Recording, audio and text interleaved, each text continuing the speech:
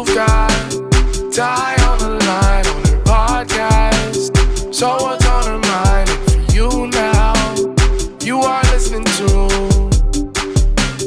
Ty on the line.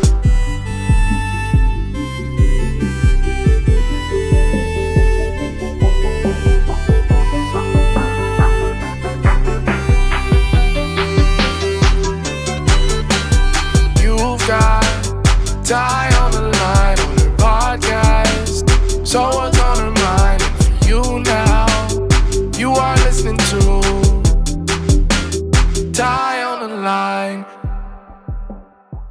Hey everybody, welcome back to another episode of Real Life with Ty. I'm so sorry that I took a vacation last week, guys, but I have been so overwhelmed with graduation and having a party and getting ready for the master's program. It has just been a lot, so I just needed a week to woosah.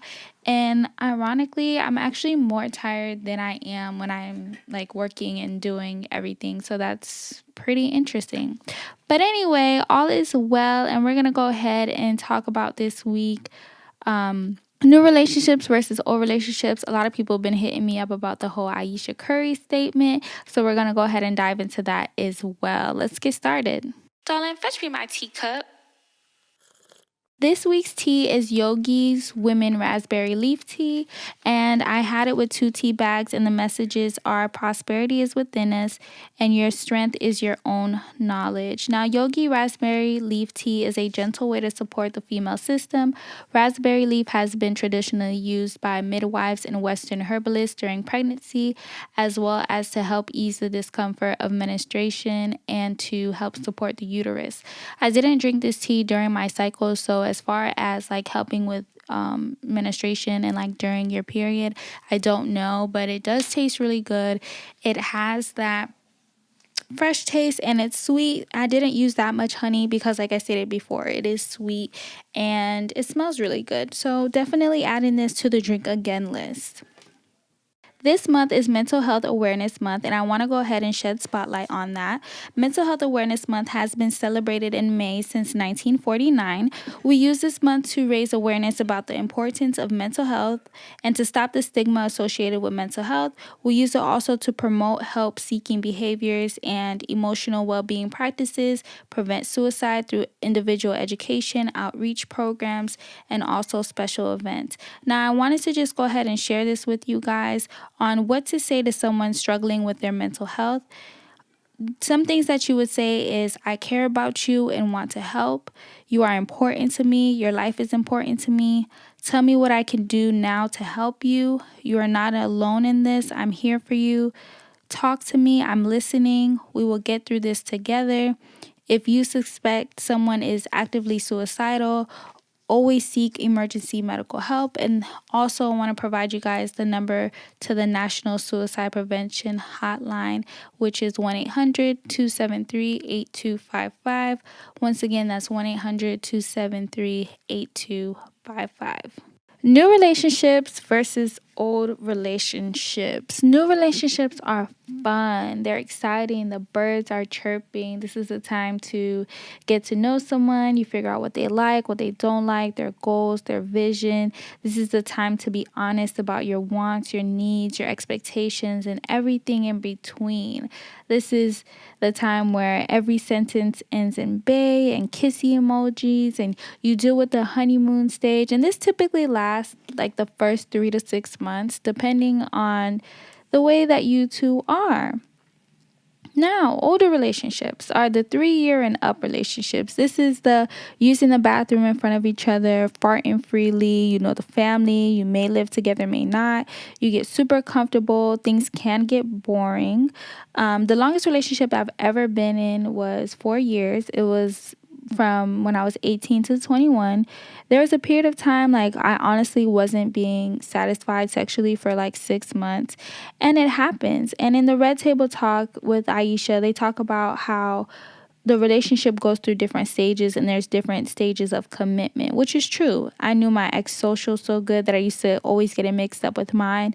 We lived together, and trust me when I say you don't know a person until you live with them. Like, we were real deal, like had access to each other's bank accounts, sharing phone bills, sharing like my car, everything, the whole nine, everything you can think of. Like, I basically was married, is what it felt like. I felt like I was really hard down in a committed, long relationship. And being in old relationships or relationships that are long term can get boring if you're not spicing it up. And that's like, you can try a new restaurant, you could bring a toy into the mix, you can do something you've never done before. You have to constantly think of new ways to love and please your partner. But communication is key. You have to talk about the things when they don't feel the same. If you need reassurance, or sometimes even know when it's time to let go. Sometimes people think that you're stuck with someone forever because the time that you put in, and that's not true, not at all. If you're no longer happy in a situation, it's okay to leave, because at the end of the day, you're only hurting yourself and that person. Like, to this day, me and my ex are extremely cool. Like, we have no beef, there's no drama. We will forever have that love for each other, but we're able to know that we just weren't good for each other anymore. We kind of, in a sense, outgrew each other. When you think back of who you were when you were 18 versus who you are now, it's a different person. You like different things. You want different things. You started to realize, what you're willing to put up with, and what you're not willing to put up with. Like, what do you want out of a person? What do you want out of a relationship?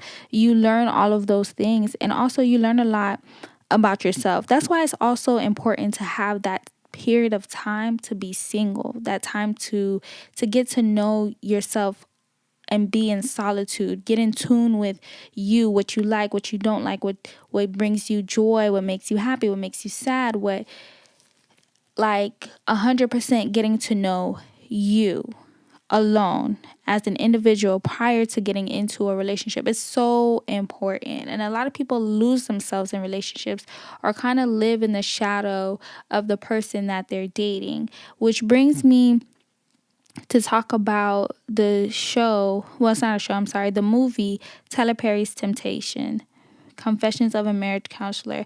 Now, for those who didn't see this movie was about a girl named Judith who was married to somebody that she was with since she was in high school. They came from a little town. When she graduated college, they moved to a city. She got a new job.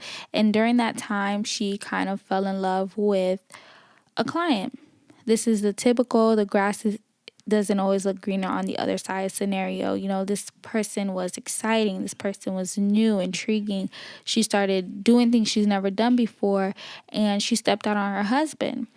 Long story short, she ended up getting HIV or AIDS, one of them, and her husband, they ended up divorcing, and she ended up, being alone. This goes to show all that glitter isn't gold. But also, Judith wasn't being honest with herself and realizing that, hey, our relationship is this. I need this, or I need that, and that's where communication is key. And I want to also bring up the topic about Ayesha. A lot of people have been asking me, how do I feel about what Ayesha said? Now, I had to go and watch the whole show myself, because, with social media, they only give you the snippets. And I wanted to fully understand the whole dynamic. Like, how did this conversation go? How did we get to that point of her saying what she said?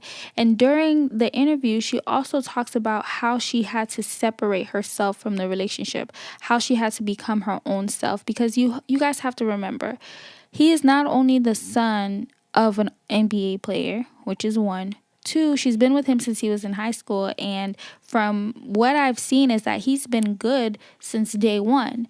So ever since her life began with him, it was like Ayesha, Steph Curry's girlfriend, Steph Curry's wife, Steph Curry's mother to his children. It was never Ayesha herself. Now, no, I do not condone what Ayesha said. I'm not okay with what she said, and I don't think that was the time or the place to say it. But it was for the first time that somebody seen Ayesha for Ayesha. She was sitting at a table. You also have to think about the dynamics. She was sitting at a table with a group of women. It wasn't her kids around, it wasn't Steph around, it was just her and a group of women, and she may have felt safe. And for the first time, she felt like somebody was talking directly to her, to Ayesha as the person. So she went and she vocalized her opinion and how she felt. And let's go ahead and hear what she said. Something that really bothers me and honestly has given me a sense of a little bit of an insecurity is the fact that, yeah, like there are all these women like throwing themselves. But me, like the past 10 years, like I don't have any of that. Like I have zero, this sounds weird, but like male attention. And so then like I begin to internalize it and I'm like, is something wrong with me? You're Like, not looking. what? You're not Like, looking. You're not even. But I'm gonna tell you something else too. When your radar's turned off, because I dealt with that for years too. Like, and I was young, like you. Yeah, I'm like, that's oh my not God. fair. I mean, because I don't want it, but Yeah. it'd be nice to know that like someone's looking. but That when can your get radar's dangerous. turned off, right? That You're can get beautiful. real Don't dangerous. ever think for 1 minute that it ain't some men out there looking at you like I wish. Honestly. And I'm gonna tell you who knows that more than anybody. Your husband. And on She talks about it being her own insecurity and how she feels like she's not getting any attention from anyone else. And this goes back to what I just said. She's always been living in Steph's shadow. Not only that, but Ayesha never got the chance to get her heart broken. She never got the chance to date other people or experience other things. All she's known for these last years is Steph. And sometimes heartbreaks are important. You know, dating people are important. Going through that cycle of finding the right person is important. And sometimes people who are in long-term relationships like this, especially from an adolescent age, they miss out on that. They really do. And like I said, I'm not condoning what she's saying, but I understand what she's saying. And a lot of people, especially our men, because I did go on live with Craig and he was basically saying, you know, when you're married, there is no seeking attention from elsewhere. And I agree. But people have to understand, prior to her being a wife, prior to her being a mother of a child, she is still an individual who still has feelings. And everybody wants to be wanted. I don't care what nobody says. Everybody wants to be wanted. And it's not so much that, okay, I want this guy to look at me and tell me that I'm beautiful and it not be my husband. But it's like, I want to feel like people want me too. I want to feel like people are head over heels over me too. And I'm not saying, once again, that it is okay, but you have to understand the dynamic that she is in. She's literally living in her husband's shadow. And this is why it's important when you're in a relationship to be an individual first, because then things like that won't bother you. You know, things like that won't irritate you because you'll be getting it from elsewhere, you know, whether it's work or school or whatever else, your hobby, whatever else that you're into, you'll be getting it from there. Ayesha says straight up, she don't want it. She don't want it, but she just wants somebody else besides her husband to be like, okay, girl, you cute or whatever, you know, you fine or whatever. She just wants to feel complimented. And I don't think as a woman, there's anything wrong with that. Men have a lot of respect for Curry, and I think that's why she doesn't understand. That's why people are not out there, you know, throwing themselves at her, but also she doesn't put herself in position to be thrown at. And for example, she does a cooking show. She's a wife, a mom. She doesn't dress prerogative or, you know, does things that may be like, okay, like for example, Gabrielle Union, when she posted that picture in the bikini and one of the players was like this, that, and the third, and Dwayne was like, oh, hold on, little baby, it's not about to go down like that. But my point is that she put herself kind of in that position to get that type of attention. Ayesha doesn't do that to get that attention, but still expects that attention. It's kind of like, no, because everybody's like, it's bro code, like, nah, bruh, she good. You know, and you're not a new wife to Ayesha. You have to think about that. You're a long-term wife. Nobody's trying to wreck your happy home. Be happy where you're at before you end up like Judith, period. And for the people who are like, you know, women are never happy, we're never satisfied because Steph is out there working hard to provide for her and she's crying about attention from other men. Like, stop it. Please stop it. Because you guys as men will have a happy home. You will have everything and then some, and still go out there and find attention from someone else. I am the first to attest to it because when I was in a relationship, my 4-year relationship, my ex cheated because I worked too much. Mind you, I was providing for us, taking care of us, paying the bills, etc., etc. But the problem was that I wasn't available enough. So she went out and got a bum to cater to her or fix her needs or whatever it was for that time being. So it does go both ways, and I want you guys to stop being hypocrites and stop sitting here trying to make it seem like you can provide a woman everything and they can still not be happy, because you can literally provide a man everything and they could still not be happy. More of the story. Like, I want you guys to also stop trying to be double standard. Dudes do that all the time. For example, Jay-Z cheated on Beyonce. When Jay-Z cheated on Beyonce, I was like, yo, it's a wrap for all of us. Like, I'm so sorry. It's a wrap for all of us. Beyonce.